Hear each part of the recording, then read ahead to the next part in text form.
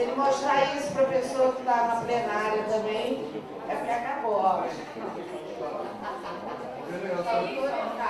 Tá bom. Tem 4 pessoas viajando. Não, tem 5 pessoas. Caramba. Com 6 comigo. Não, é mais de uma dia, então. Podemos começar, pessoal? Então vamos começar. Hã? Então deixa eu chamar aqui o pessoal da mesa. Tamires, por favor.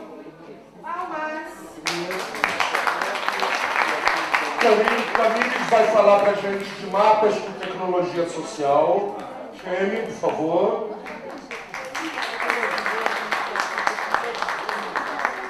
Aí vocês já vão citando nessa ordem, né? Chame vai falar para a gente do projeto Pesquisação no Quebra-Frascos, tá? Dessa experiência toda. José Miguel. Opa! José Miguel está representando a Ecocidade e o Comitê da Baía de Guanabara. Jay, por favor.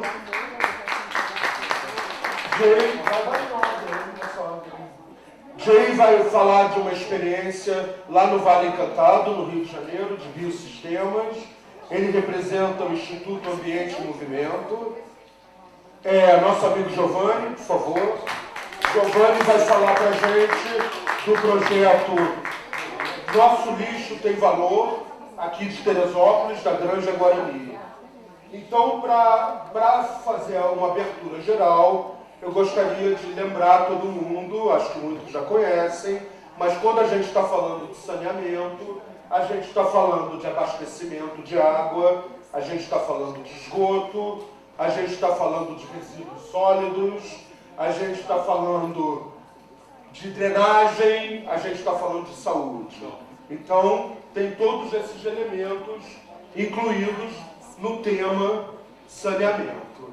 Eu gostaria de lembrar o que o Marquinhos falou aqui mais cedo, que a gente lembrar o conceito de injustiça ambiental. Injustiça ambiental é quando a gente sabe que o lixo tóxico fica mais próximo de uma comunidade pobre, criando vulnerabilidade.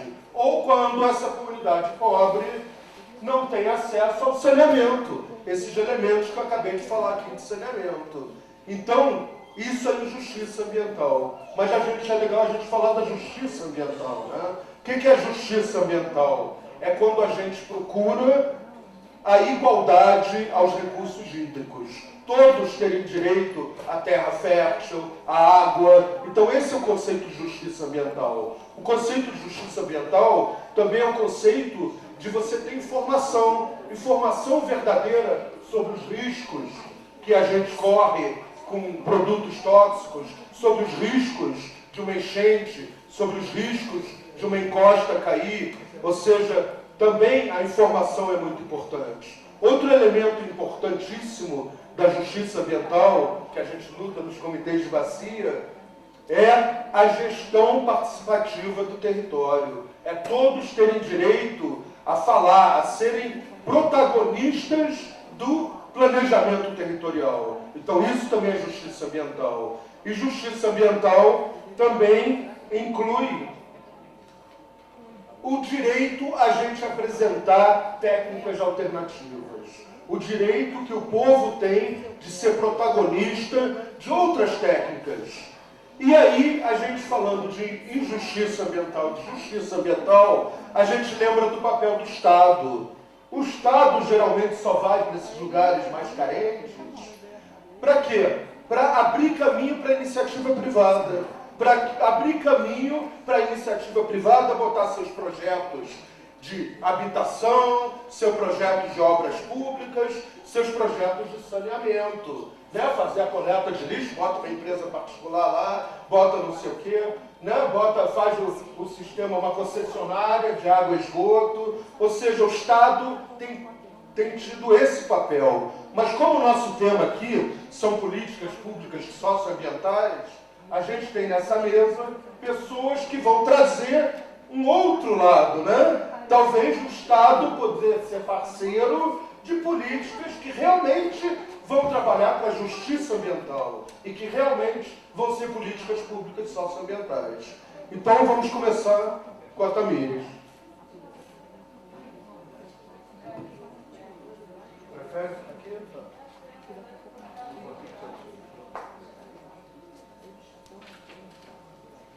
Bom, boa tarde, gente.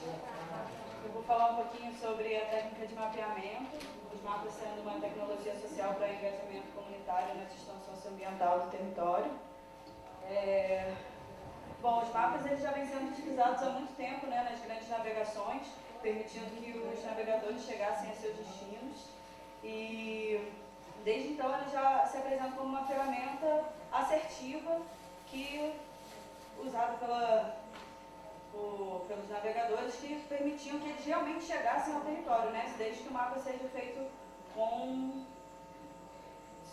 da maneira correta, né? Porém, o uso dos mapas e a produção se deu ao longo da história por cartógrafos, técnicos, universitários e gestores públicos, e não pelas mãos das comunidades.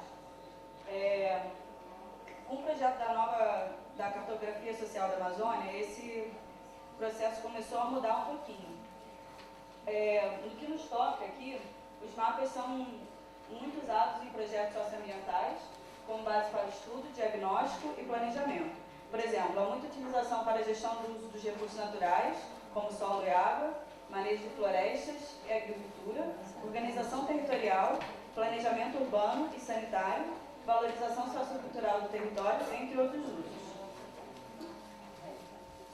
Os mapas são capazes de integrar, no plano bidimensional, diferentes aspectos presentes em um determinado território, tornando mais eficaz a sua gestão. O que é isso? A gente pode ver num plano os impactos, por exemplo, impactos ambientais.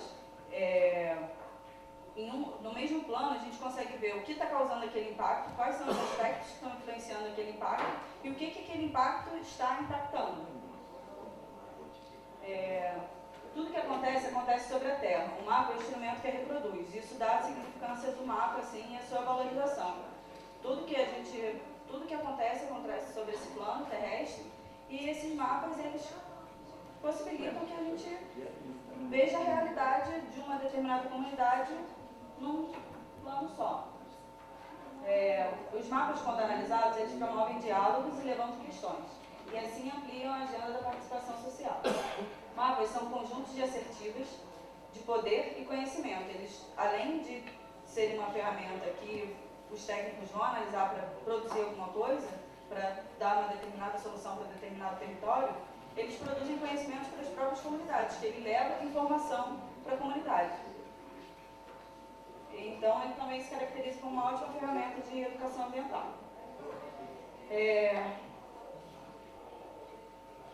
Eu falei um pouquinho do projeto de cartografia social da Amazônia.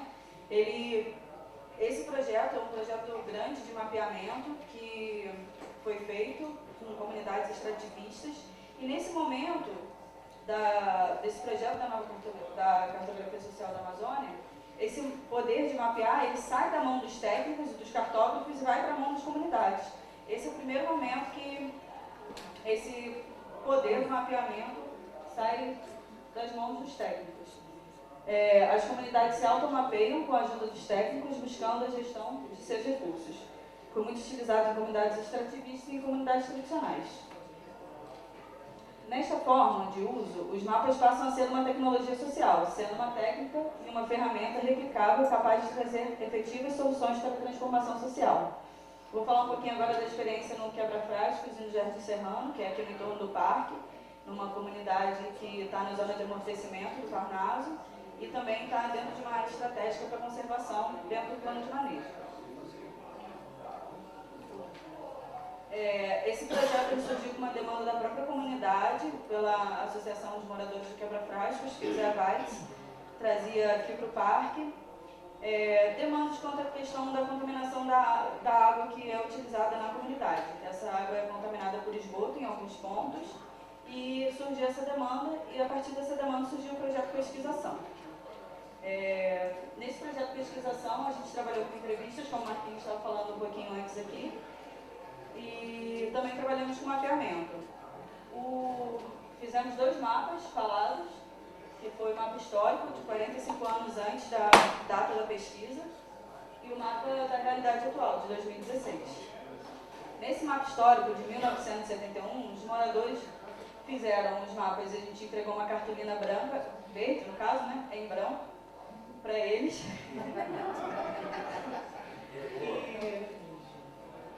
E eles foram mapeando da maneira deles. Fizeram com barbante, entregando de revistas, e eles foram fazendo mapeamento. Nesse primeiro mapa já surgiu um impacto ambiental, que era o lixo, eles colocaram como lixo na mata. Foi o primeiro impacto ambiental que teria assim, nessa época, e também apresentaram a presença de fauna aqui no ambiente. E eles perceberam que antigamente tinham muito menos casos quando comparado ao mapa atual, e que a floresta era mais adensada, tinha mais sítios, outros animais, não tinha problema quanto ao rio. E já no mapa atual, o número de impactos já aumenta muito mais, né? Como podem ver nesses círculos vermelhos assim. O número de casos aumentou bastante, e aí os aspectos sanitários foram os que mais apareceram. De novo, entulho, lixeira, entulho e esgoto. Esse mapa foi muito interessante como uma ferramenta de diagnóstico da comunidade, porque por mais que a gente tivesse feito 100 entrevistas, né, Thierry, mais ou menos, 100 entrevistas e caminhado diversas vezes pelo bairro, a gente não encontrou esse ponto de esgoto que só apareceu com esse mapa.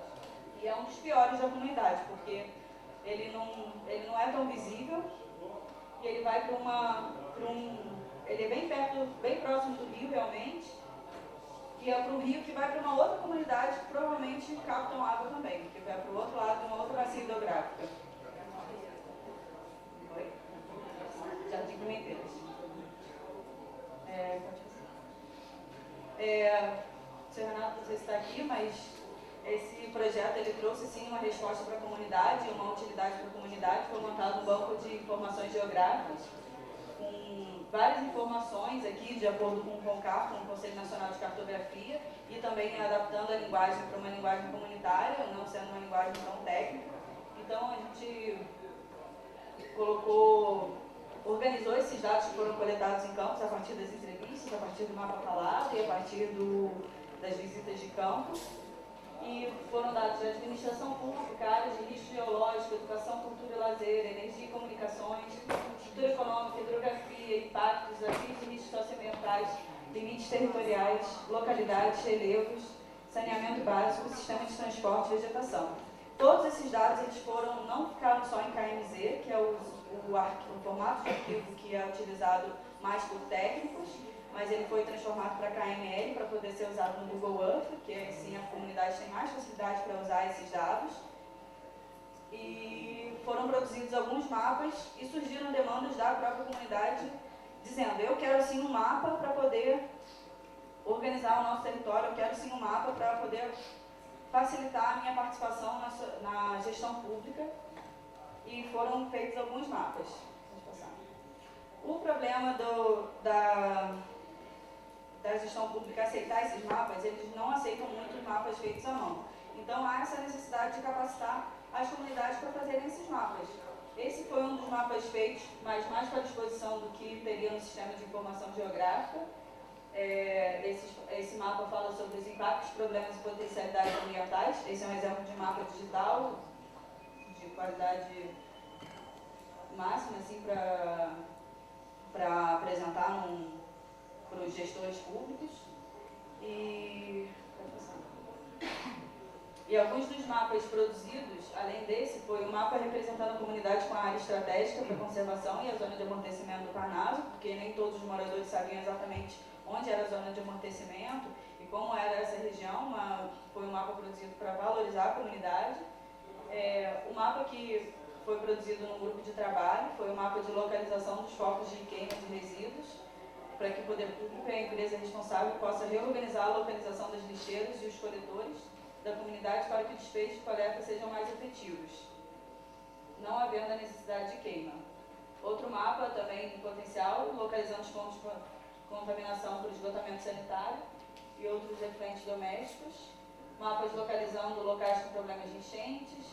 mapas para acompanhar a implementação de projetos de desenvolvimento e resolver conflitos sobre recursos. Esses são alguns dos mapas que foram produzidos e alguns dos que podem ser produzidos e que representam a realidade do bairro. Porque quando você chega com um mapa na gestão pública, é muito mais fácil identificar onde é que está o problema. E é daí você arrumar uma solução a partir daquele mapa, tendo a realidade da comunidade ali inscrita em um simples pedaço de papel.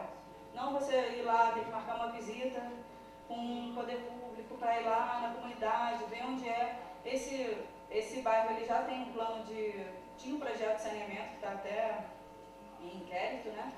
Porque ele não solucionou, não pegou esse problema de esgoto, só pegou a parte de baixo do bairro, então não solucionaria o problema, o dinheiro foi investido e o problema não seria solucionado, mesmo que o projeto fosse implantado. Então, está aí o poder da comunidade poder se mapear e chegar a ser um autogestor do seu território, né? Como eu já falei na primeira parte, que o mapa foi o único que identificou o ponto de esgoto. Acho que eu falei tudo.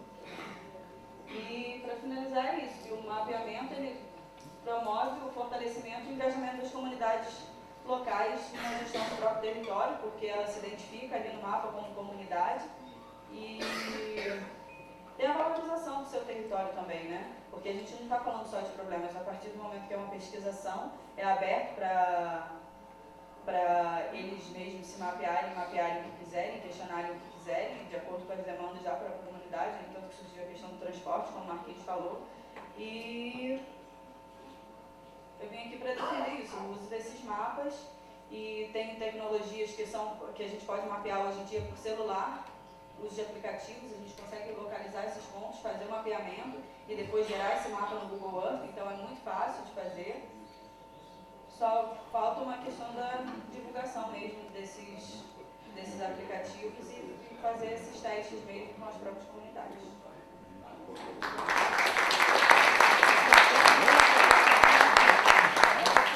Obrigado, tempo perfeito, né? Eu tinha combinado com ela 11 minutos e 23 segundos e ficou em 10 e 37. Então, perfeito, né? Tá. Chega agora.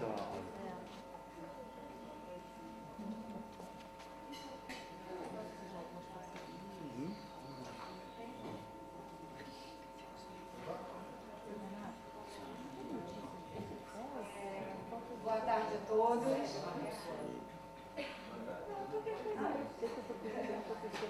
Eu sou a Thier, sou mãe do Theo e da Sally, sou engenheira sanitarista socioambiental, estou aqui representando a Associação de Moradores do Quebra-Frade. A ideia aqui hoje é contar um pouquinho da nossa trajetória, tentar resumir aí 3 anos de muita luta.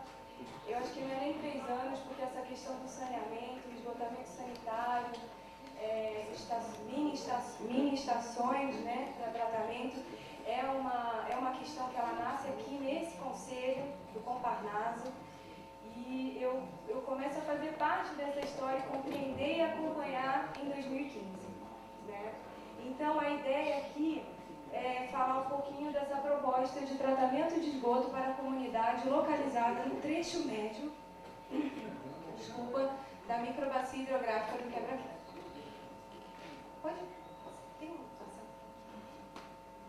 Para vocês entenderem assim, um pouquinho da história, a Tamiris começou ali uma explicação, né? E o que eu queria assim, deixar assim, bem claro, que foi através da participação ativa dos representantes dessa associação, aqui no Conselho do Parnaso, em parceria, eles conseguiram, né, uma reunião com o Ministério Público, que foi aí onde tudo começou a realmente caminhar, né, porque aí surgiu um inquérito civil que determinava ao parque ações de educação ambiental.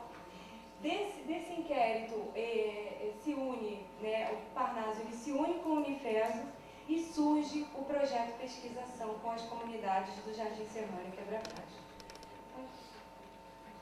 Para vocês, é só uma hora ali do Jardim Serrano, não vou acertar em ninguém, tá, gente?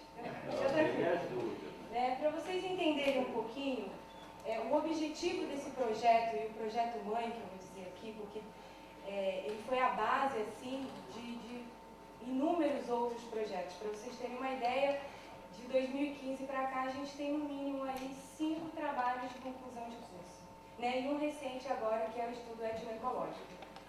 Esse projeto de pesquisação, ele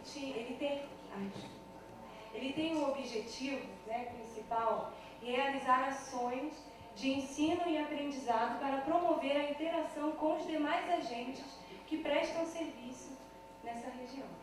Né, esse nome, ele está eu queria uma atenção ao nome do projeto, porque ele está totalmente linkado à nossa metodologia, ao nosso método, à forma como a gente desenhou ele, que foi o quê? A nossa chegada lá foi como posso resolver? A gente não impôs nada para ninguém. A gente foi lá e escutou eles, essa escuta atenta que a Bárbara falou ali.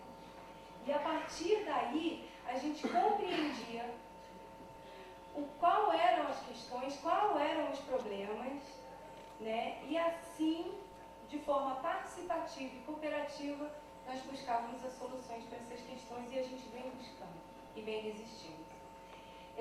Em 2015, a gente começou com a fase exploratória, que foram a elaboração de questionários e oficinas participativas, no qual nós tivemos aí o mapa falado, a cartografia social. Depois disso, a gente compilou todos esses dados, né? É importante aqui que a gente tenha o conhecimento técnico, mas o mais importante de tudo foi o saber local, porque foram eles que indicaram as questões. Então, esse diagnóstico socioambiental participativo, a minha contribuição aqui foi compilar esses dados. Foram eles que disseram as questões. E a partir disso, né, esse diagnóstico ele subsidiou a elaboração de um plano de ação comunitário.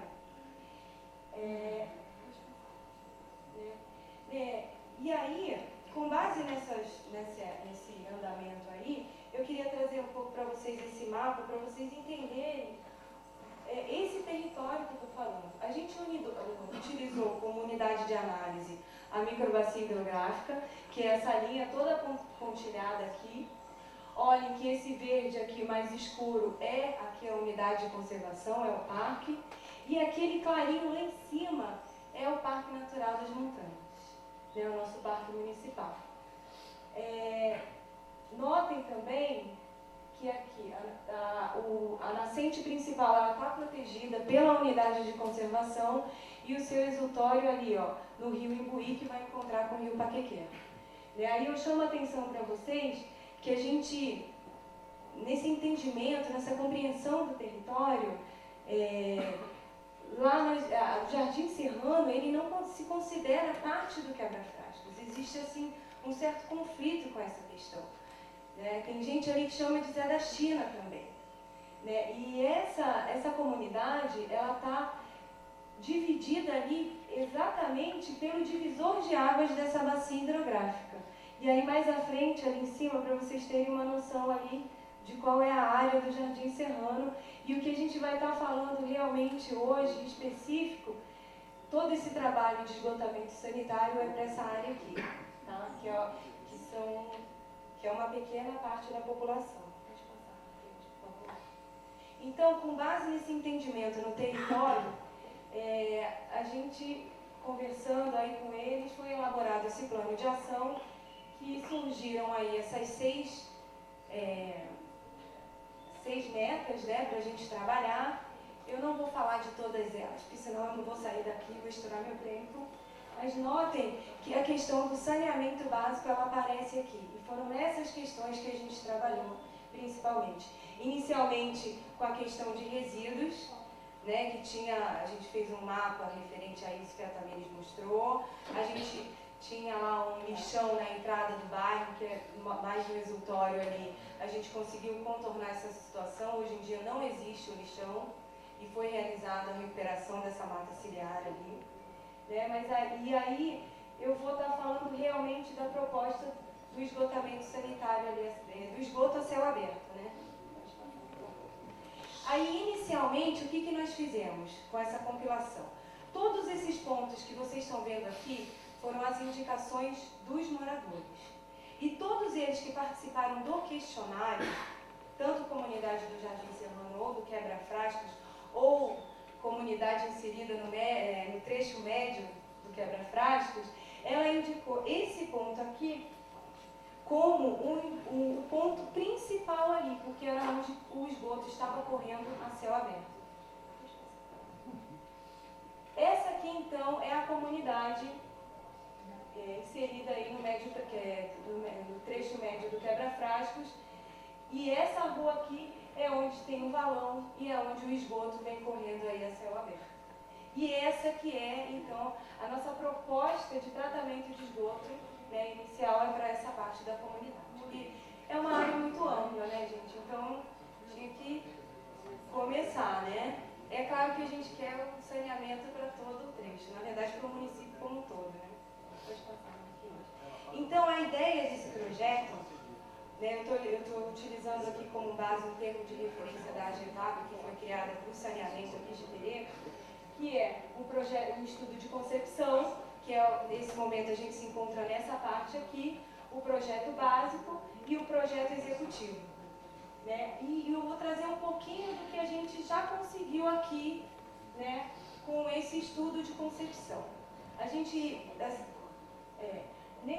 aqui a gente conseguiu um novo inquérito civil para tratar da questão do esgotamento sanitário e temos o apoio do Ministério Público e no momento a gente está tentando as articulações com as prefeituras. A gente tem também a parceria do Comitê Piabanha. Só que essa questão, vamos dizer assim, que é uma obrigação do município. Então ele não pode intervir. A gente precisa de um termo de compromisso da Secretaria de Meio Ambiente para poder desenvolver isso. Não só da Secretaria de Meio Ambiente, mas como da Secretaria de Obras e a Secretaria de Planejamento, e aí envolve educação, desenvolvimento social. Não tem jeito. Todos, a gente tem, é sistêmico, é orgânico, a gente tem que ter isso, porque senão não acontece. E o que a gente vem fazendo é isso. É essa mediação, é essa interação, né, com essas instituições. Pode passar. Aí aqui, nessa parte do estudo de concepção, a gente realizou um cadastramento, que foi uma solicitação desse inquérito, né, e a gente visitou aquela área que eu mostrei pequenininha, essa aqui. Né, ela mostra que essa parte da bolinha azul, né, são as águas cinzas, são nossas águas de pias. Você vê que, tipo assim, a comunidade está aqui e toda a água de pia vai para essa vala que vai caminhando aqui. E a grande questão, assim, aqui é o quê? Vocês estão vendo essa bolinha azul aí? Essa bolinha azul, de acordo com o nosso Código Florestal, é um raio de 50 metros de proteção que a gente tem que ter na nascente.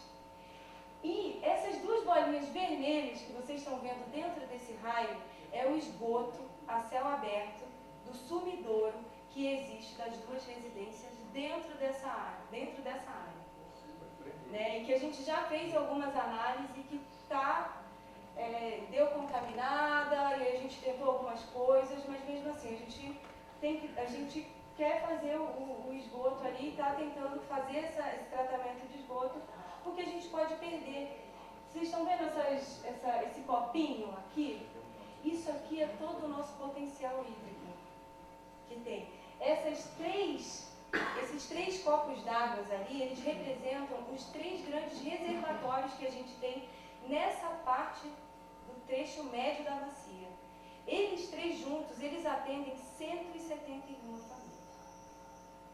Né? Então...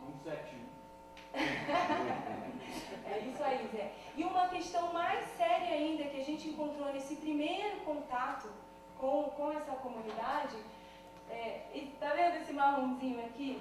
É um sumidouro que ele tá assim, tem uma casa aqui, tem um muro, e o sumidouro ele tá vazando para a casa da frente.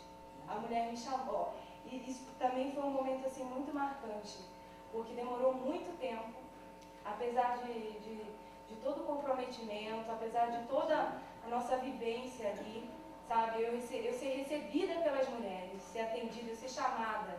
Porque no começo a gente chegou ali e ficava aquela questão ali, quem são vocês, sabe? A gente não tinha isso, nós éramos estranhos. E hoje não, hoje já existe essa parceria. Né? É claro que ainda muito tem que ser conquistado, mas esse momento aqui para mim foi único porque essa senhora, ela me chamou na casa dela e falou: Tia, eu não sei o que eu vou fazer. Gente, quando ela abriu a telha, tinha uma telha encostada no muro para tampar o buraco. Vi uma nuvem de mosquitos assim. Quando eu entrei já na casa dela, no portão, o cheiro era assim, intenso.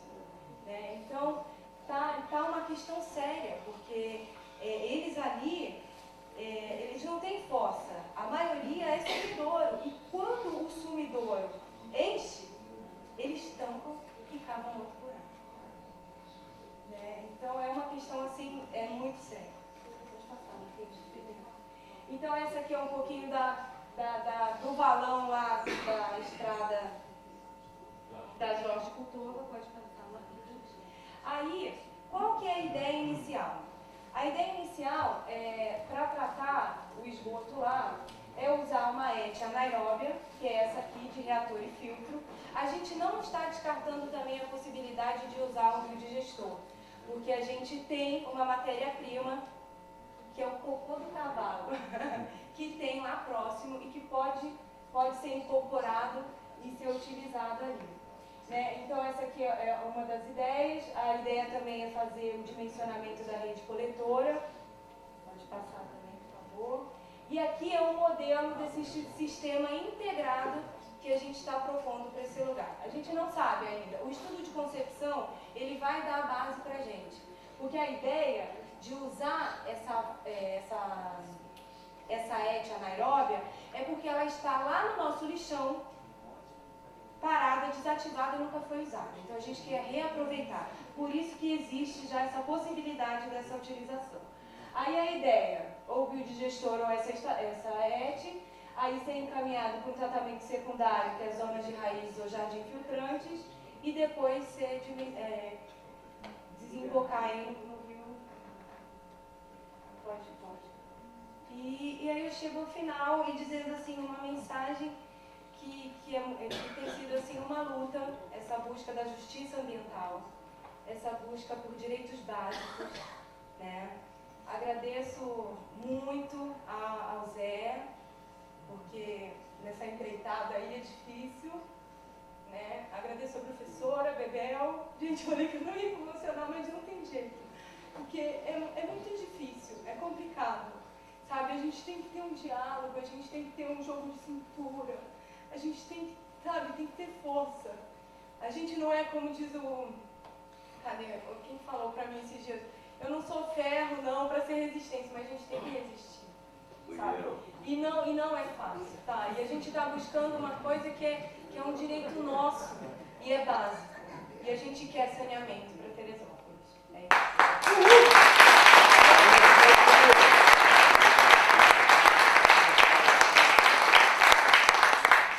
Valeu, muito obrigado. Eu acho que os dois projetos que foram apresentados agora são exemplo de participação popular e são exemplo de que pessoas daqui mesmo podem participar, né? Que a gente está cansado dessas consultorias, né? Que vêm lá de longe, caríssimas, ou seja, estudantes locais, comunidade local, né? Trabalhando aqui para soluções. E a participação social, que é o tema agora, né? Do Miguel. Agora é você. Aliás, conheço você há muito tempo disso, né? De movimento social, de participação social, né? Então, Miguel, por favor. Esse é o mais antigo. Fala, Caxi. É o mais velho. Dinossauro agora. Primeiro eu quero dar uma notícia a vocês que eu estou assim um pouquinho, estava, né, aflito, mas meu neto acabou de nascer.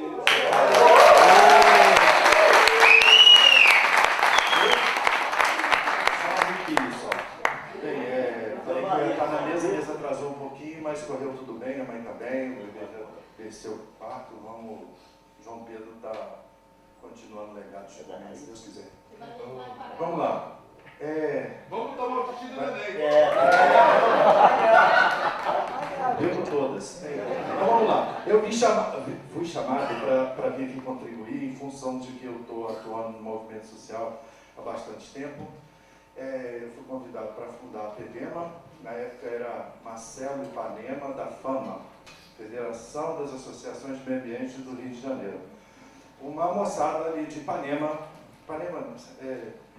Zona Sul Carioca, né? Que defendia Amazonas, defendia o Pampa Gaúcho, defendia tudo. Bem, eu, aqui na Baixada, não gostava muito de ecologista não, porque saiu um guerrilheiro e voltou um cara de tanguinha de crochê. Aí eu falei, esse negócio de ambientalismo não é legal. E, bem, na Baixada, nordestino, até eu já incorporei alguns sotaques nordestinos, apesar de ser carioca, de Madureira, favelado.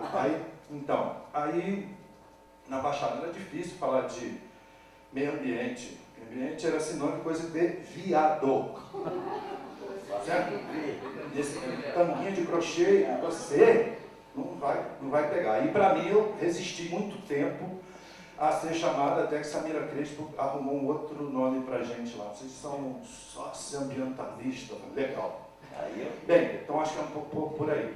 O Volmer ficava, Volmer da Pastoral da Criança, trabalhando para que as crianças não fossem mortas pelos grupos de extermínio na Baixada, onde tinha caixinha para matar criança. Bem, eu falava, não dá para defender mico-leão dourado. Hoje eu como mico-leão dourado sem nenhuma culpa. Entendeu? E aí eu falava assim, não dá para defender que estão matando criança, eu vou defender. Depois eu vi uns outros ecologistas da UERJ, mais louco ainda. Ô Miguel, você tem que entrar nessa campanha da largatixa da praia. Eu falei, pirou. Não dá, meu. Não, porque ela só tem nesse ecossistema, isso? Na Restinga. Então, para ser garoto propaganda da Restinga, nada melhor do que a largatixa da praia. Eu falei, tchau. Bem, eu queria um troço mais heavy metal, que balançasse. Eu sou do movimento de ocupação de terra para expropriar a cerca. Então, onde havia cerca, a gente ia lá, cortava. Meu guru é o MST, não com estética está direitoso pra caramba, mas com outras pessoas que já tombaram, né? Bem, e aí foram dando essa conformação diferente aqui na Baixada Fluminense. Fazer ocupação de terra é uma aventura que eu vou te ser sincero. A gente se emociona todo dia. Mas precisa disfarçar isso. E o jeito melhor de disfarçar foi virar um socioambientalista. Ok? Então, e foi nessa aí que eu e Romero, há uns anos atrás, dentro de um CIEP, resolvemos criar uma associação que defendesse esse socioambientalismo e, ao mesmo tempo, ficasse com um pé lá na cidade, que é onde as coisas acontecem. Aí que começou o casamento, tá vendo? Isso. E aí, bem, e vamos passando aí. A minha colega que fez a apresentação, ela falou assim, você vai passar vergonha. Eu falei, tomara. Políticas públicas em gestão de saneamento. Eu comecei incomodado com o pó de broca do lado da minha casa, que o Ministério da Saúde abandonou. Deixou lá em 1960. Eu nasci em 63, o que quer dizer que eu tive que nascer, crescer, ficar bobo, casar, virar avô, para ver se consigo resolver o problema que o Ministério da Saúde largou para trás.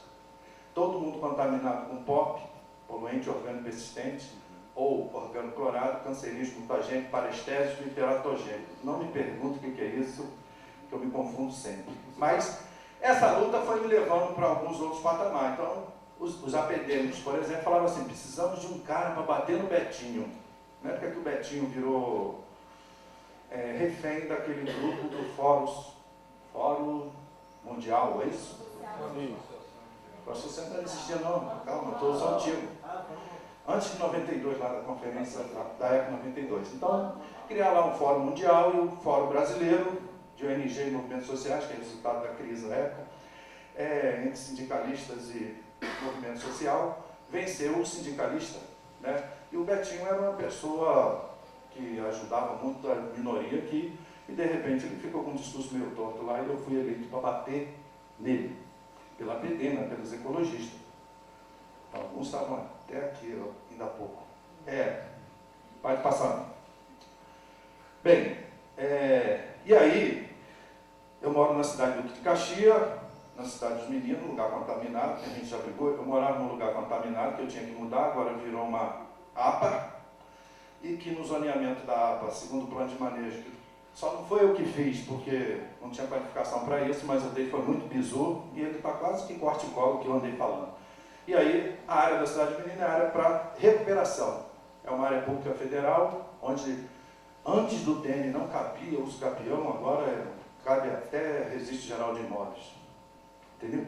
Então, ou seja, a luta fundiária avança para uma direção, a luta ecológica vai perdendo do outro.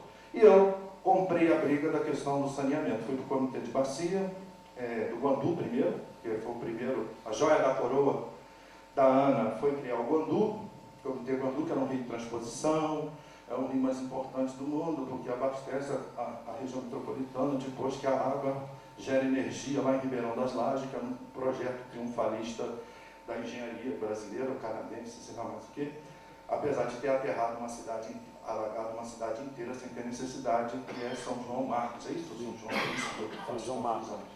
Que é uma história boa para você. Documentário que ninguém tem coragem de fazer e que na época Getúlio Vargas não deixou sair uma notinha em jornal nenhum, e não saiu. Bem, então essa dor, né? Pode passar uma eu quis fazer assim de lá de cima aqui para baixo, porque o planeta Terra não troca água com o universo. Então a mesma água que está aí é aquela que os dinossauros passearam nela. Certo? É a mesma. Agora tem mais um maluco aí dizendo que a água está como é que fala? Roubando água, é isso? O planeta Terra está puxando água e ninguém sabe para onde. Um dia a gente vai descobrir quem foi que fez esse cano. Mas, sobre essa questão da distribuição, isso aqui é coisinha para a educação ambiental. Não é nada disso, é complexo demais, e aí se for explicar, mas pelas aproximações isso aí dá conta. Igual aquela história do papel reciclado. Você pegava o papel, picava, botava no liquidificador, triturava, pegava uma tela. Aquilo era educação ambiental, hein? Era educação ambiental. Bem, depois vem a moda das cartilhas e depois as críticas. E por aí vai, pode passando. Pode passando. Eu sabia que ia passar vergonha. Bem, aí 12% do volume de água doce do planeta está por aqui. Se a gente dividisse o Brasil assim, aqui vai ter certo, passar aqui uma linha diagonal assim para cima, a gente tem aqui abundância de água, e aqui não chega a ser escassez, só o semiárido nordestino, mas a zona da mata do Nordeste está indo muito bem, obrigado, ainda era de atração turística para todos os gostos. E aqui, onde está 80% da população, na Mata Atlântica, porque oferece serviços ambientais que garantem a sobrevivência de qualquer lascado que ganhe menos de $1 por dia. Ou seja, a gente tem água, tem sombra, tem comida, então dá para viver aqui. Tem tudo, só na Mata Atlântica que dá para viver nessa vagabundagem, né? Ou seja, sem ter dinheiro você consegue sobreviver. Vai passando. Da distribuição dos recursos, nesse mapa lá que a Ana mostrou, volta só um pouquinho, Marquinhos, por favor. Desse mapa, aqui estão os problemas de água e para cá está a abundância. A gente não discute abundância, a gente discute escassez, estresse hídrico e tal. Onde está a maior população, maior demanda d'água, e aí vem o problema da gestão. Você já imaginou fazer um comitê de bacia no Rio Amazonas, a desgraça que vai ser? Primeiro, 3 meses para convocar a reunião. 2 meses para o pessoal chegar. E tem que trazer a família, porque se deixar os pequenininhos, a onça come. É um Deus me livre. Os amazônicos têm uma outra vibe para a organização social. Né? O pessoal, para ir para a reunião da Associação de Morador, leva a família inteira de barco. Quem não tem barco está aperta ferrado, vira comida de onça. Então, não vai ter comitê de bacia no Rio Amazonas, no Tapajós, esses cantos lá não vai. Agora, aqui onde está a desgraça, vamos ter que negociar. E criaram uma falsa ideia de parlamento da água, onde todo mundo pode falar, ou pode deliberar, ou pode aquilo. Pode, Nelson? Isso aí. Então, não é bem assim, né? Sequestraram a gente quando os movimentos sociais Eu não sei se foi culpa da academia ou não, tem problema com eles ainda. Mas hoje eu vi uma coisa que eu vou... Quem aprende, usa logo, né? Extrativismo acadêmico, coisa linda. Se eu soubesse disso antes. Na criação da rede de justiça ambiental no Rio, foi um simpósio lá na UF, eu vi a dona Bambambam, lá que a Jaqueline se referiu, contar a história da Cidade dos Meninos para mim. Eu fui a fonte dela, né? E moral da história. Depois, uma outra na Fiocruz escreveu um doutorado sobre a Cidade dos Meninos, esqueceu de escrever a entrevista que o Miguel deu para ela, porque era a única fonte que ela tinha. Aí eu fiquei com medo de te expor, Miguel, porque Caxias é um lugar muito violento. É nesse nível que você vai levando. E aí, meu incômodo maior foi quando a academia vem com esse negócio de assessoria. Assessoria estando atrás do sujeito da história falando, tá ótimo. Aí, falei para ela ali, BET, biodigestor, biosistema, dá para fazer tudo. Gera mão de obra na comunidade que você ganha mais. Aí, por aí fui dando pitaco. A hora que eu vou resolver o problema do quebra-frasco, piorou. Assessoria, quando passa para frente, já vai dar ruim. E esse incômodo que o movimento social tem. Essa questão, que geralmente a assessoria vem como se fosse a rainha da cocada preta, que sabe tudo, que está apoiado na tese, nos ditames, nos conceitos, ou nos pressupostos metodológicos de Tbilisi. Que porra é essa? Entendeu? Onde que é isso? Aí, hoje até vai ficar legal, né? Tempos de Bolsonaro aí vai ficar legal. Agora, tudo que você fala dos comunistas, eles vêm com uma pataquada que dá até raiva. Mas vamos... Passa, por favor. Pode passar. Oi. Gente, tem coisa aqui fora, bolsa e tal, e tá chovendo. Ok. Quem tem? Isso aí. Bem, aí, o Brasil foi dividido, não sei por quem aí, mas acho que foi culpa dos jovens também, meus colegas, que dividiram o Brasil em 12 macro-bacias. A gente está na bacia do Atlântico Sudeste. E do Atlântico Sudeste, a gente vai até o Paraná, se não se falha a memória. E aí tem os rios principais. Coração do mundo, segundo alguns, é isso aqui. Isso aqui resolve. Agora o Nordeste está se metendo a se organizar lá, vai dar ruim mais tarde. Mas, por enquanto, aqui está o maior PIB do Brasil, 850 municípios para organizar, coisa pra caramba. Imagina fazer planos de saneamento municipal aqui. Vai ser legal. O Espírito Santo, segundo alguns, não existe. O Rio de Janeiro, essa complicação, tem um rio só, é uma cidade de um rio só. Passa batido. Tá. Consumo d'água, aí tem as abstrações aqui que os órgãos ambientais e de gestão pública usam. Alguém aqui já parou já botou a bacia debaixo do chuveiro e tomou um banho, saber quanto gasta num banhozinho na primavera? Ou aqueles 8 banhos do domingo em casa, no verão carioca de 45 graus?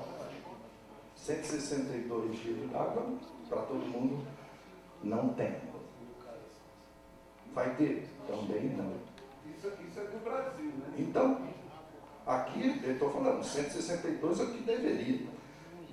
Bem, se você dividir a água do Amazonas com todo mundo, vai sobrar água para caramba. Chega aqui para o Rio de Janeiro e a gente vai ver que não tem água para todo mundo. Aí vem a questão da gestão. Para mim, problema é de gestão. Para mim, não. Para muita gente é problema de gestão. Porém, alguns acham que nossa nova secretária chama Ana Lúcia Santoro. Todo mundo já sabe. Certo? Ela defende o TR, Unidade de Tratamento de Rio.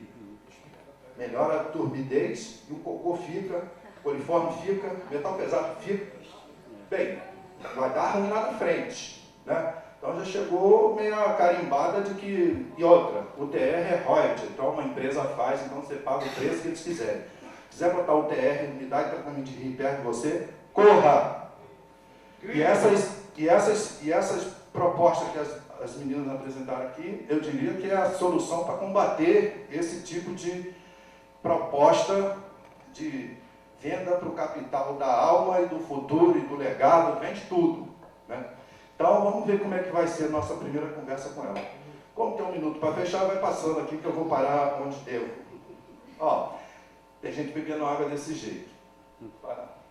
Vou parar na polêmica, vai. Pode ir. Pode ir de novo. Bem, eu ia falar de Mariana. Por quê? Não chama de acidente, desastre, cada um dá um nome. Mas na hora de você falar desastre, quantas barragens tem perto de Fundão que estourou?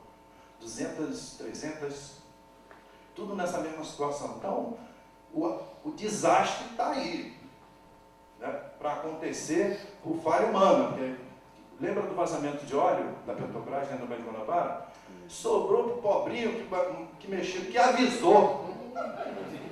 Devia ter metido o pé. Entendeu? Mas não, compromisso, responsabilidade social, acreditou nessa cantilena, foi lá, avisou que estava vazando, depois as quantidades.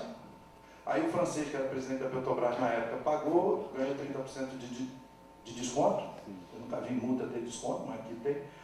E aí esses 30 milhões entregou para a cidade da Baixada. A única que fez o dever de casa foi Nova Iguaçu, construiu o lixão mais moderno que está vazando do chorume para o rio mais perto. Então, bem, eu tenho um problema com a engenharia também. Passa aí que eu vou terminar. O Rio Paraíba, o Rio de Janeiro é o estado de um rio só. Tirou o Paraíba, acabou. Passa aí. O Guandu é o rio mais poluído do mundo. Alguém concorda, discorda? Quem está falando não sou eu. Meu lugar de fala aqui é só provocar. Bem, a gente tira 43 metros, é isso, Nelson? 43 metros cúbicos de água do Guandu, trata tudo e bota para a região metropolitana. Porra, eu nunca tive água do Guandu, meu. 43 metros por segundo. O segundo, isso aí. Fale quanto?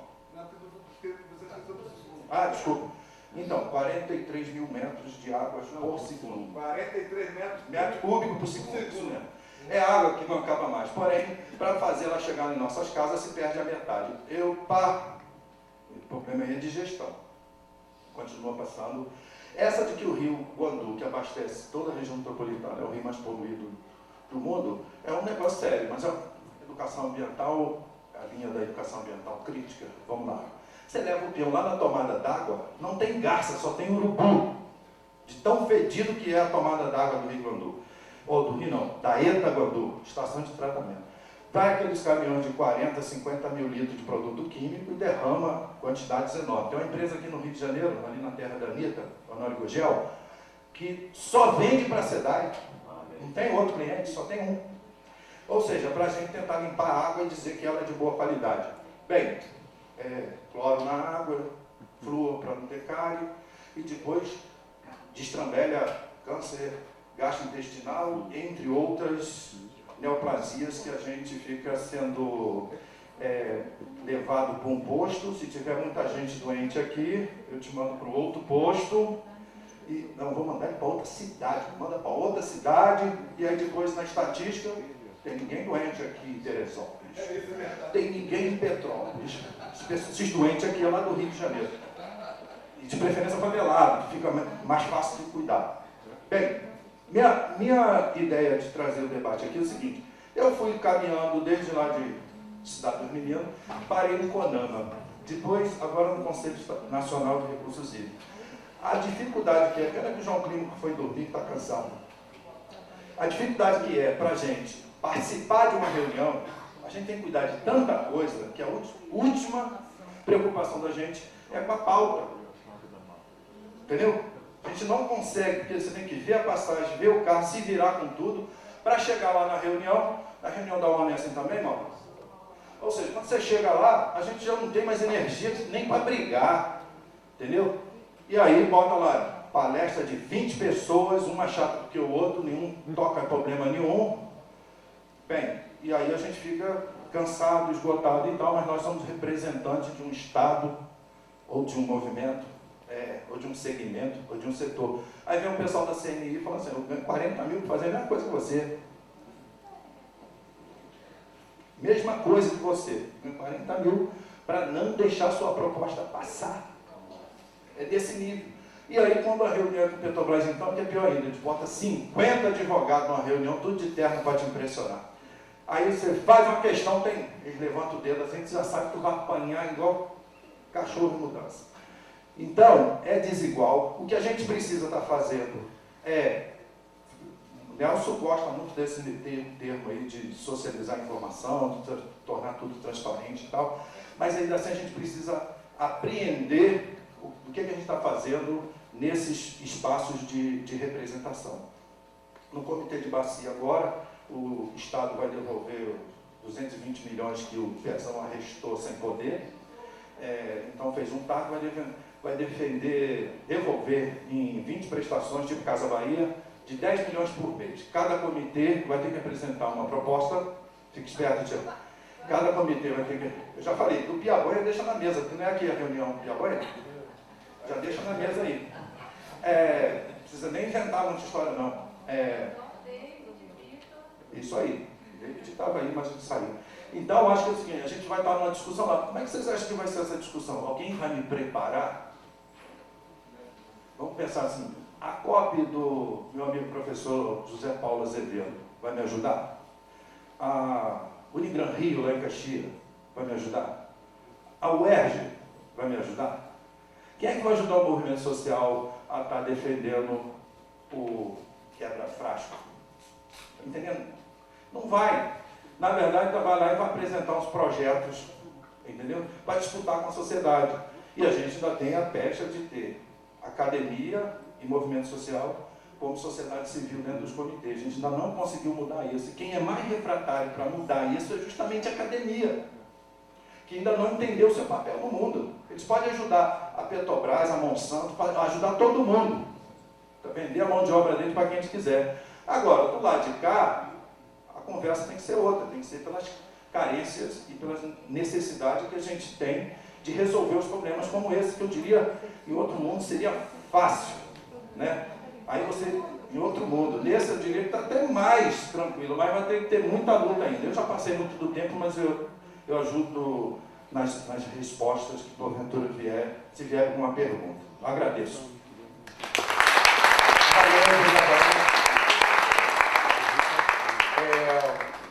Um grande exemplo aí que justiça, a luta por justiça, a luta por igualdade, é a luta do meio ambiente, né? Não podemos separar uma coisa da outra.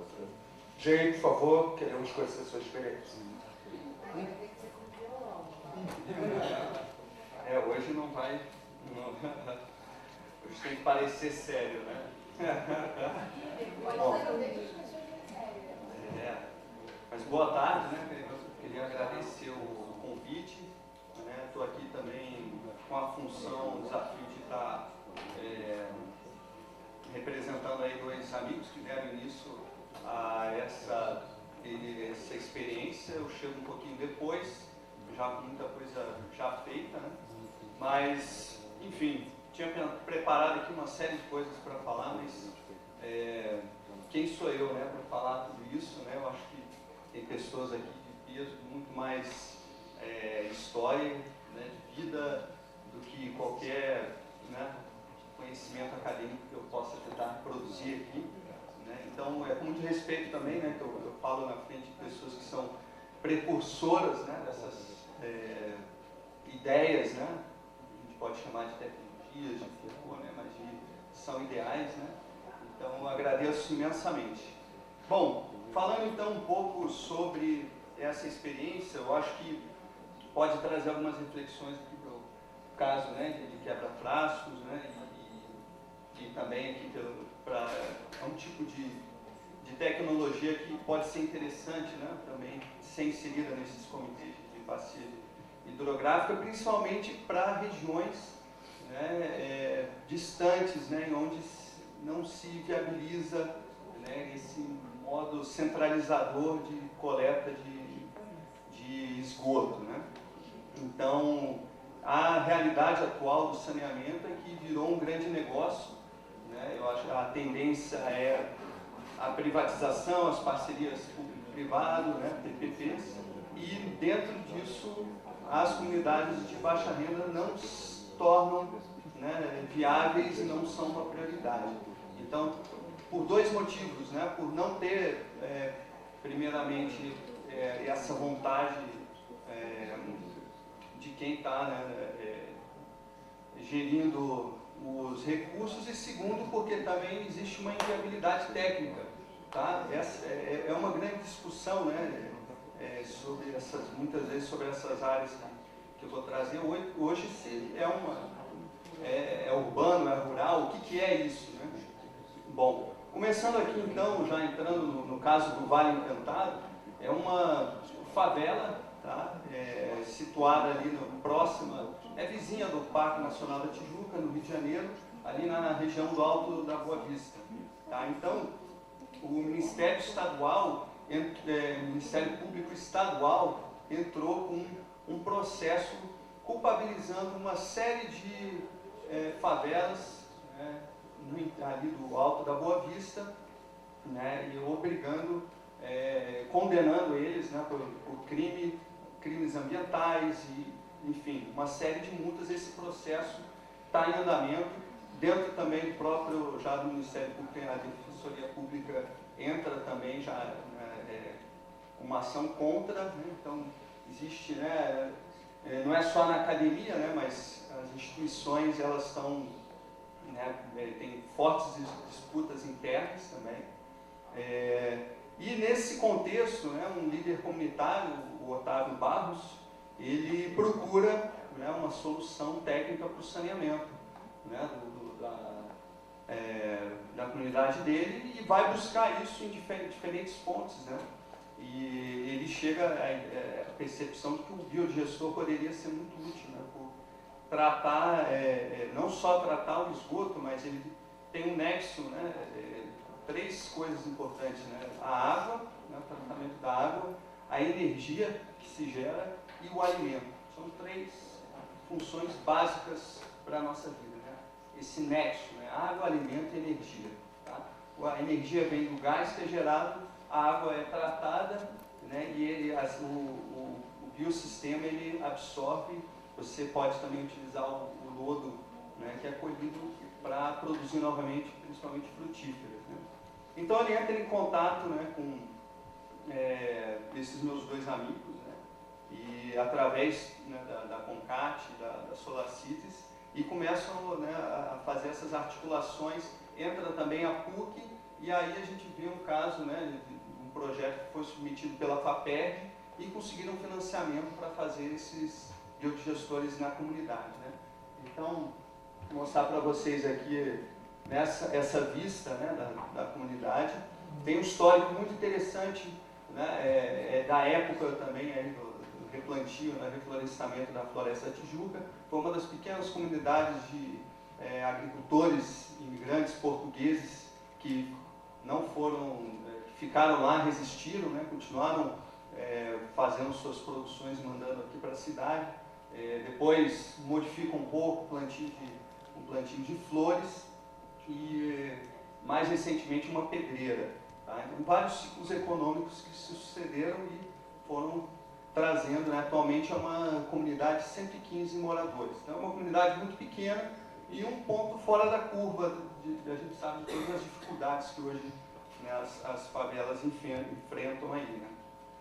E até por isso também eu acredito que, né, é um ambiente de certa proteção a esse tipo de inovação que a gente está tendo, um ambiente protegido no qual também essas tecnologias estão sendo geradas, são testadas, né, incorporadas e modificadas, né? A gente vai voltar um pouquinho sobre isso, né?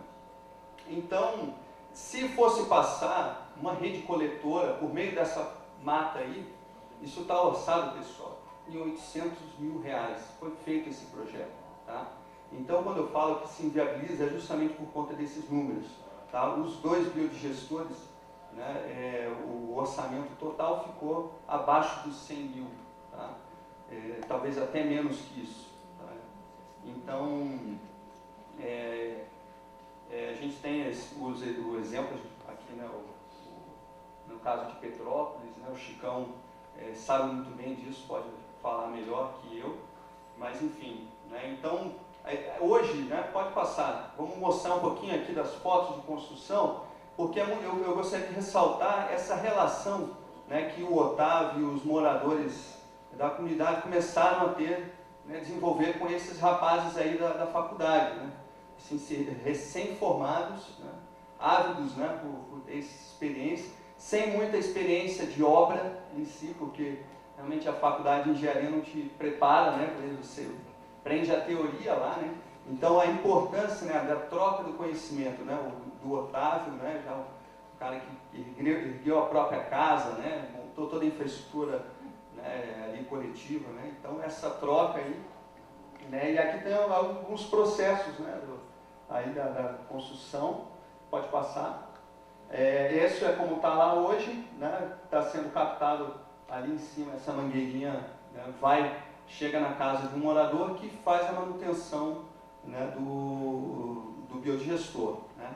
Então, por enquanto, fornece apenas uma casa e ainda não recolhe todo o efluente, né, das casas, né? Esse é um projeto agora que a gente está na fase final, agora em 2019, né? Com um projeto aí de ser a primeira favela, né, que trata os seus próprios resíduos e efluentes localmente, né? Um dos biodigestores recebe o lixo orgânico, né? Então não é só tratamento de esgoto, tá? Então também tratamento de todo o lixo orgânico da comunidade.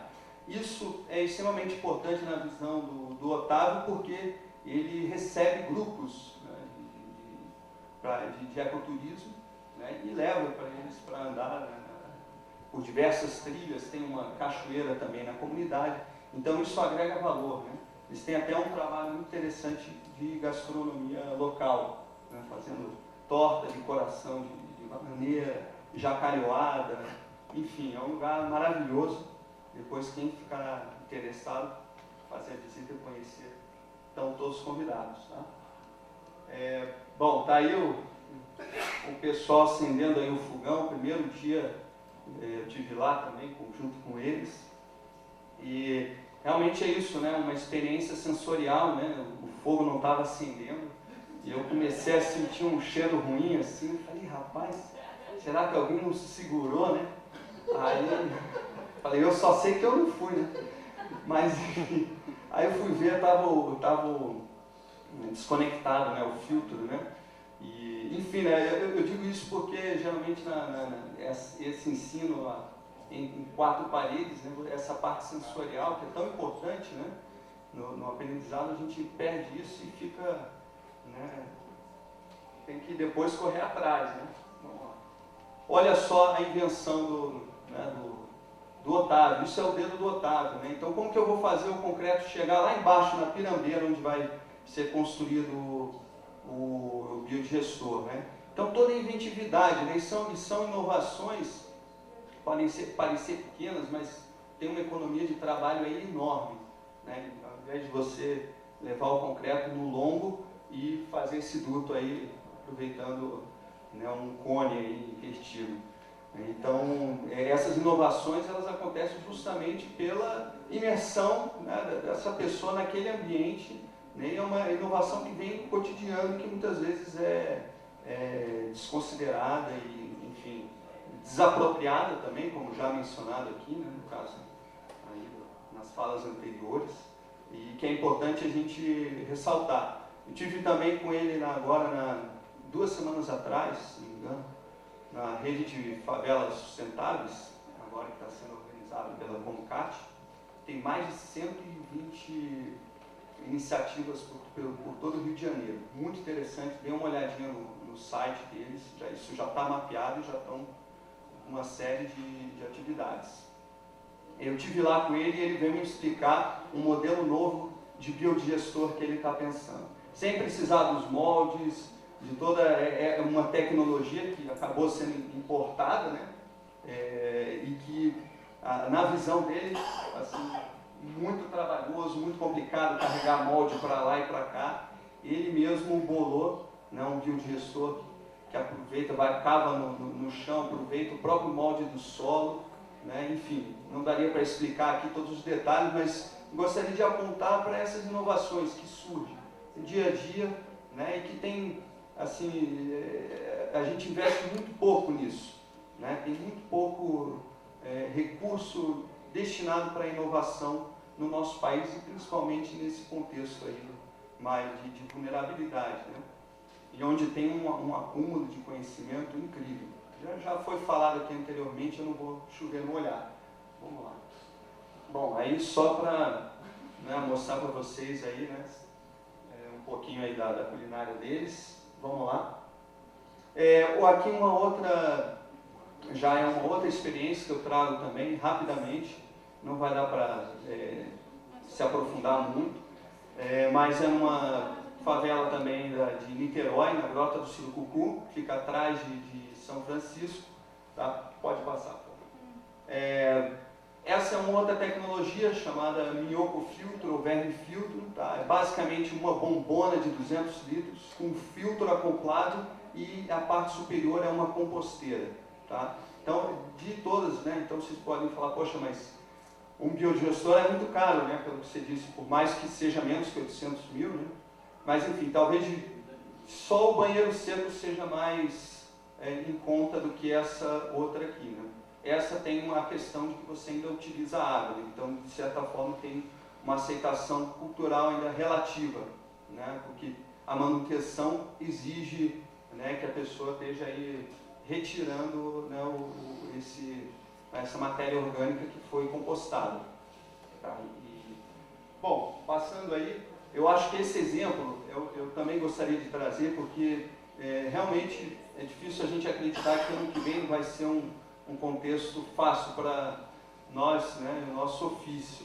Né? Então, eu acredito que a autonomia, né, é a palavra-chave, como sempre foi, né, mas mais do que nunca, da gente saber desenvolver uma leitura, né, daquele fogo que pega, né, facilmente, rapidamente se alastra. Né?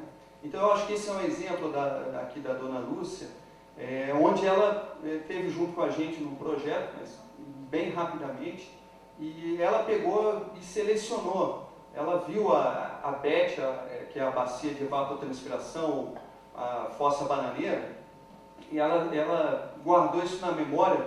Quando ela foi morar para as bandas de Itaboraí, ela obviamente não tinha acesso ao saneamento, foi buscar na internet e fez essa fossa por conta própria. Tá? Então, o que a gente está falando aqui? Tecnologias sociais, né, que são, né, de fácil incorporação, que são maleáveis, tá? Certo? São abertas à inovação. Eu cansei de fazer composteira em favela, tá? Eu presto minha homenagem aqui às pessoas, porque vocês são realmente, os moradores são professores para a gente. Tá? Cansei de fazer composteira, de pallet me quebrando todo, minhas costas doendo, e o cara vindo no final e falou, cara, eu faria isso tudo no encaixe. Tá? Eu cheio de prego, derrubando prego, furadeira. E é isso que está acontecendo. O biodigestor dotável é outra inovação. Né? O caso aqui da Beth, a Dona Lúcia fez mais de 10 no entorno da casa dela. Os vizinhos viram, adotaram também. Deu o período eleitoral, chegou lá um cidadão, um cabo eleitoral, para pedir o voto dela. Ela falou, vem cá, olha só isso aqui. Ó. Isso aqui, né, é o que eu acredito. Né? Aí, né, muitas vezes, nesse linguajar, não vem nem política pública, ou permacultura, ou agroecologia, não vem. É aquilo ali, é a prática. É aquilo funcionando e está ali. Às vezes não é nem tratada no linguajar como uma tecnologia. Aqui é minha fossa de banana. É isso aqui que eu acredito. Tá? Se for estudar, vê que ela faz toda uma adaptação do linguajar que ela pegou lá no manual para poder se comunicar com a comunidade no entorno dela. Então, esse cidadão pegou, inseriu na campanha eleitoral e saiu dando material lá para a região, para as pessoas, e, enfim, acabou entrando em circuito clientelístico, certo? Então, enfim, questões até contraditórias que dizem a própria centralidade da autonomia da tecnologia. Tá? Então, isso às vezes até é um pouco chocante, mas eu digo assim, eu acho que é interessante esse potencial, de alastrar mesmo, né? Enfim, pode passar aí. Mais uma outra. Opa. Legal. Bom, Jardim Gramacho, né? Não vai dar para entrar aqui nos detalhes, mas basicamente tem uma população extremamente carente, né? Inclusive sem acesso à água, tá? E a situação, né, com os dejetos é terrível, pessoal. É na sacola e joga a sacola em cima do teto, do sol queimado. Tá? Então, nesse contexto, a gente apoiou uma atuação lá do teto. Pode passar, por favor. Tá? Com banheiro seco. Tá? Que é de difícil aceitação cultural, porque ao invés da água você dá descarga com serragem, né, ou com cinza, ou com qualquer material rico em carbono. Tá? Mas fez muito sentido para aquele contexto. Né? Então, o que a gente tem pensado aqui para finalizar a minha fala? Tá? Um mosaico de tecnologias, né, dentro desses territórios. Eu não sei, ainda não conheço o quebra-frasco, enfim, podemos ir, mas a gente tem pensado nesse sentido, né, de um mosaico, né, de pensar essas áreas e nem sempre esses sistemas semi-coletivos vão ser o melhor, então precisa ter um pensamento, e isso, nesse momento, a população local é fundamental, né, elas estarem interagindo, né, e pensando e ajudando e criando essas inovações. Para isso, a gente precisa criar esse ambiente de inovação, de incubação dessas ideias, né, e dar a vez também, né, saber dar o espaço e compartilhar o grau de participação a nível de recurso, orçamento e cronograma. Tá? E o eixo central do projeto podendo ser modificado. Tá? E eu diria assim, da gente começar a pensar, né, essas tecnologias, né, não mais como uma tecnologia salvadora, ou uma tecnologia que é uma alternativa, mas eu diria um enxerto. Tá? Como você, né, não sei se todo mundo aqui conhece a néspera, mas você pega a pera, né, e enxerta sobre a ameixa, né, e vai te dar, aquele galho vai te dar uma outra fruta, que não é nem a pera nem a ameixa, é a néspera, é uma mistura das duas. Né? Então, imaginar essas tecnologias como um enxerto, né? Então, um potencial de inovação inerente a elas, né? Que vão ter intermediários que vão estar manejando aquilo, dentro, muitas vezes, dessas arenas, né, de disputa política também, que acho que foi bem representado aqui na mesa da educação ambiental crítica, né, da importância de estar preparado para ocupar esses espaços. Né. E com isso, né, eu queria finalizar, né, dizendo que novamente agradeço aqui a oportunidade. Estou aqui aprendendo muito, né, esse evento aqui, já fazia alguns anos que eu não vinha, mas um nível assim das discussões está elevadíssimo. Né, agradeço imensamente e ficamos aí à disposição para, nos comentários da discussão, aí, a gente falar um pouquinho mais. Tá bom? Muito obrigado.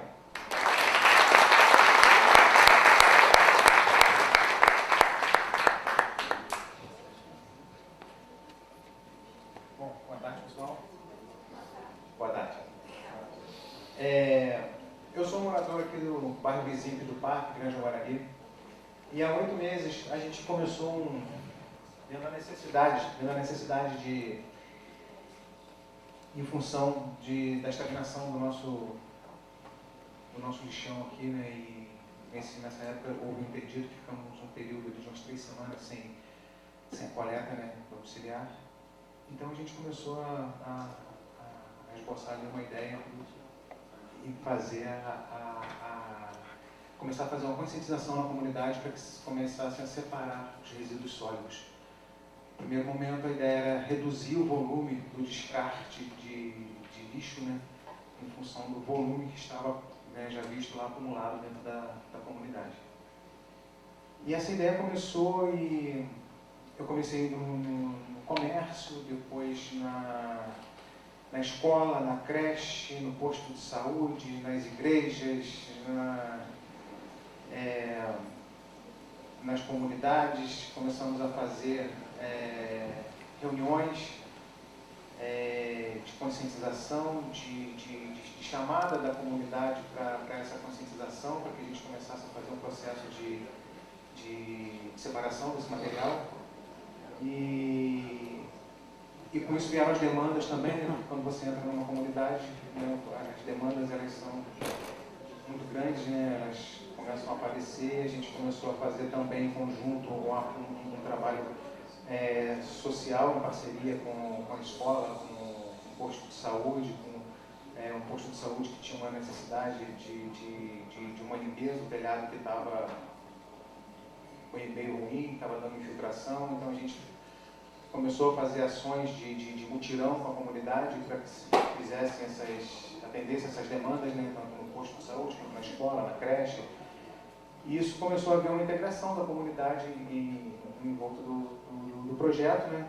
E a gente tem conseguido, em 8 meses, nós conseguimos tirar quase 11 toneladas de resíduos sólidos dando destinação desse material. Nós temos, na parte social, nós começamos uma parceria com a escola do bairro, numa área emprestada ainda, né, a capela do bairro. Nós começamos com aulas de reforço escolar, em parceria com a escola dá a demanda, né, dos alunos, quais são as dificuldades, e a gente faz esse trabalho aí com voluntários, né, que são profissionais na área. E isso tudo vem trazendo uma experiência muito boa para a gente, porque a gente está conseguindo aí mudar um pouco a cara do bairro, né? Lembrando que é um bairro que faz parte da zona de amortecimento do parque, isso eu fiz muito com eles, que a gente tem o privilégio de morar, de sermos vizinhos do Parque Nacional, mas isso aumenta muito a nossa responsabilidade também em relação a isso, né? Porque a conscientização quanto à preservação e tudo que diz respeito ao descarte, né, de material, a conscientização de modo geral, então isso tem que estar mais à flor da pele, né? Para que a gente possa fazer jus ao nosso vizinho, né? Então com isso a gente tem feito um trabalho muito bom. Nós temos a pretensão aí de construir um centro comunitário, né? Esse material que a gente faz a coleta, a gente faz a venda desse material, né, mensalmente, para um atravessador ainda, né, na cidade, em função do volume que a gente tem, da logística que a gente ainda não tem. Então a gente ainda faz com o atravessador. E a ideia é que a gente consiga construir um centro comunitário, né, para que a gente consiga aumentar a integração com a comunidade, consiga fazer com que a gente dê um retorno em função dessa aceitação que a comunidade está tendo, dessa interação com o projeto. E a ideia é a gente construir um centro comunitário onde, além das aulas de reforço escolar que já iniciaram, né, a gente incluiu a alfabetização para adultos, artesanatos, né, atividades esportivas, atividades para a terceira idade. Nós já temos um grupo trabalhando nisso, né, um grupo de voluntários já trabalhando com essas ideias. Né. E não só isso, mas atender também a demanda da comunidade, porque a gente precisa saber o que a comunidade precisa para que a gente, né, faça a inserção no projeto do centro comunitário. E acho que é isso. Eu fiquei preocupado com o tempo, porque ele falou que eu tinha 11 minutos e 48 segundos. Então, acho que eu consegui falar em 5. Mas acho que o resumo é isso aí, gente. A gente está com 8 meses de projetos, foram quase 12 toneladas de resíduos sólidos, né, que a gente já conseguiu dar a destinação correta a ele. E agora a gente está iniciando um trabalho aí de fazer os multiplicadores, né, que são as pessoas que já estão engajadas, que já estão conseguindo fazer, que já conseguem, olha, eu consegui reduzir meu volume de descarte em 50%, em 60%, em 70% em alguns casos. O caminhão do lixo já não me faz tanta falta assim, porque eu tenho pouca coisa para descartar agora, ele vem segunda, quarta e sexta, mas às vezes na quarta eu não mando nada, mando na sexta e na segunda. Então, isso é uma experiência que as pessoas estão passando, muito legal, porque a gente está vendo o resultado, né? E isso faz com que essas pessoas, elas possam, a gente já está vislumbrando que essas pessoas possam se tornar multiplicadores dentro da comunidade, passando a experiência dele para um vizinho, para alguém que tem mais dificuldade, né? E para poder acelerar esse processo inicial, porque é um processo demorado, né? Um processo de conscientização, né, dentro da comunidade, é um processo demorado.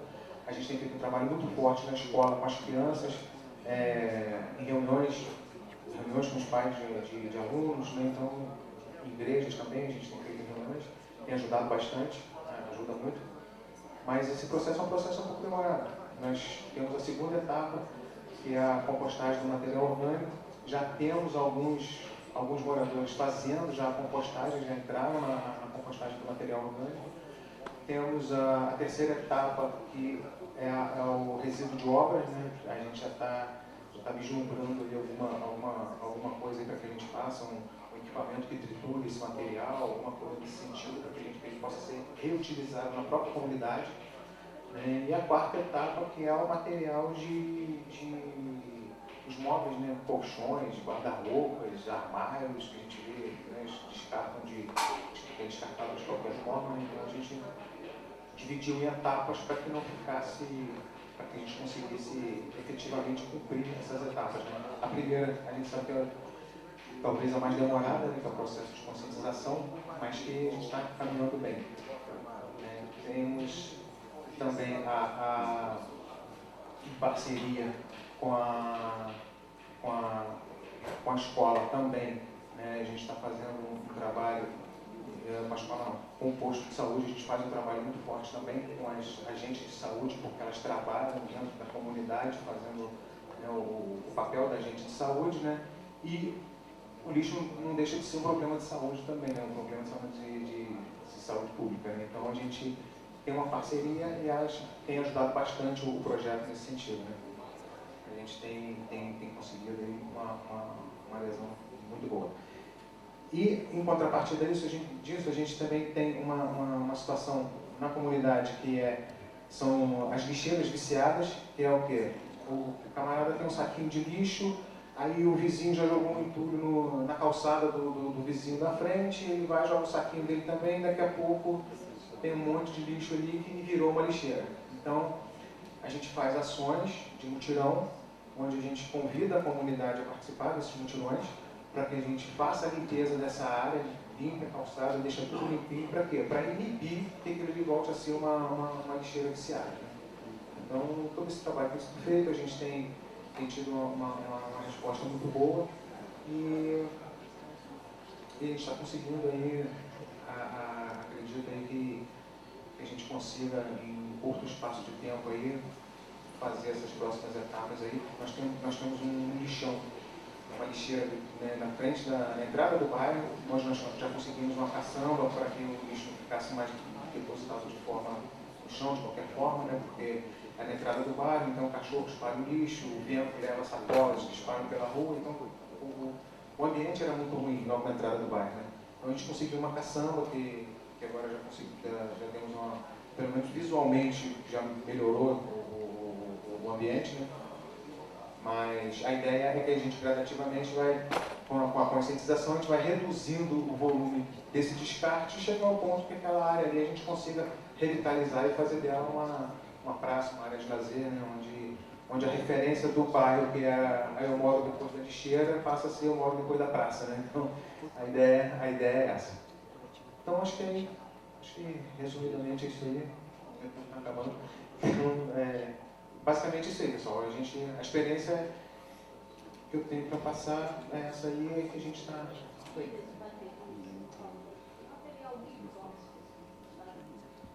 Então, a gente não conseguiu ainda logística.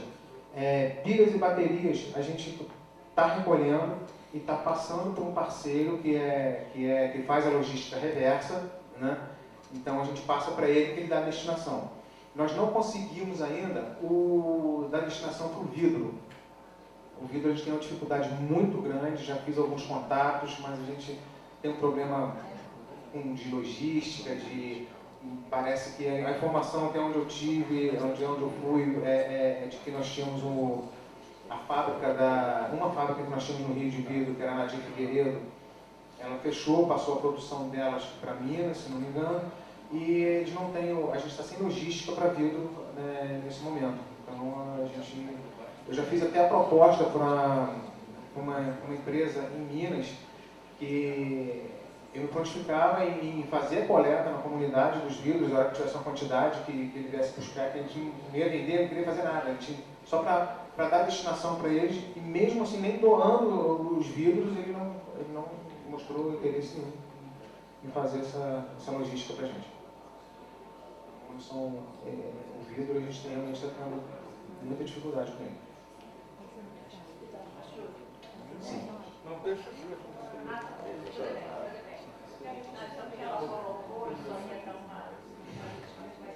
Tá bom, pessoal? Então, isso aí